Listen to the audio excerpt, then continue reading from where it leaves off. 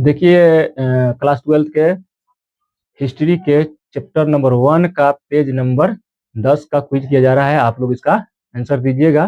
Quiz number 1 है, question number 1 है, हड़प्पा सभ्यता की वह कौन सी छोटी बस्ती थी जो लगभग पूरी तरह से शिल्प उत्पादन कार्य शैली, मनके बनाना, शंख की कटाई और मुहर निर्माण में संलग्न थी? कौन है? सी नंबर है, यानी सी नंबर आपका लोग का आंसर है। सही है आप लोग का आंसर सी नंबर, चनहुद्रो। दूसरा क्वेश्चन है, पुरातत्वविदों के अनुसार संचय शब्द का प्रयोग किन वस्तुओं के लिए किया जाता है?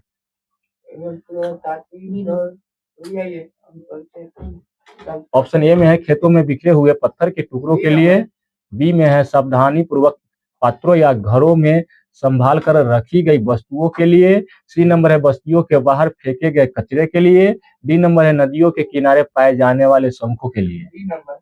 आप लोग का बी नंबर है आंसर। ठीक है, अगला क्वेश्चन सी नंबर है, क्वेश्चन नंबर सी 3 है ना। यानी कि इसका कहता है कि मनके बनाने के लिए प्रयुक्त होने वाले पत्थरों में कार्नेलियन पत्थर का रंग कैसा होता था?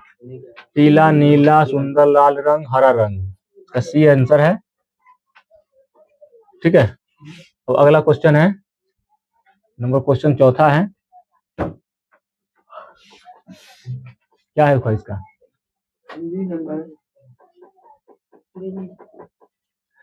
बी नंबर है ना। क्या कहा जाता है? फायांस से बने दुर्लभ लघु पात्र जिनका उपयोग संभवतः सुगंधित द्रव्यों के लिए होता था, मुख्य रूप से किन बस्तियों में केंद्रित थे? Option A, B, C, D. क्या है आप लोगों का आंसर? सही है ऑप्शन नंबर बी, मोहनजोदड़ो और हड़प्पा जैसी बड़ी बस्तियों में। चलिए, एक बार आप लोगों का हो गया है क्विज, दूसरा बार करते हैं। ये रहा आपका सेम पेज का, यानी पेज नंबर 10 का ही क्विज नंबर, ये क्विज दूसरा बार किया गया है आपका, सेम पेज का है, पेज नंबर 10 का ही है। प्रश्न है क्या एक मिसमा फिर, हड़प्पा सभ्यता के संदर्भ में संचय शब्द का प्रयोग किन वस्तुओं के लिए किया जाता था? अनाज के बड़े भंडारण के लिए, कूड़े करकट के ढेर के लिए, लोगों द्वारा पात्रों में सावधानी पूर्वक संभाल कर रखी गई वस्तुओं के लिए, डी है खेतों में दबे हुए कृषि औजारों के लिए। आप लोग का आंसर क्या होगा? सी आप लोग का आंसर।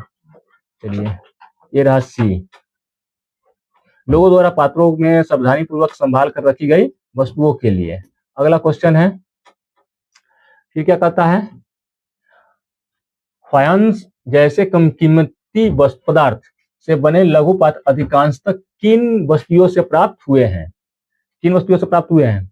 ऑप्शन में है कालीबंगन और लोथल, मोहनजोदड़ो और हड़प्पा ऑप्शन बी में था, और ऑप्शन सी में जो है चनहुद्रो और कोटदीजी, और डी में है वनावली और Rakhigarhi.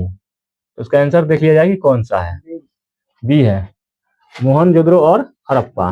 Question number 3, question number 3 क्या कहता है? हड़प्पा सभ्यता की कौन सी बस्ती लगभग 7 हेक्टेयर लगभग पूरी तरह से शिल्प उत्पादन कार्यों में संलग्न थी? कौन थी? ए में है मोहनजोदड़ो, बी में हड़प्पा, सी में चनहुद्रो और डी में है धौलावीरा।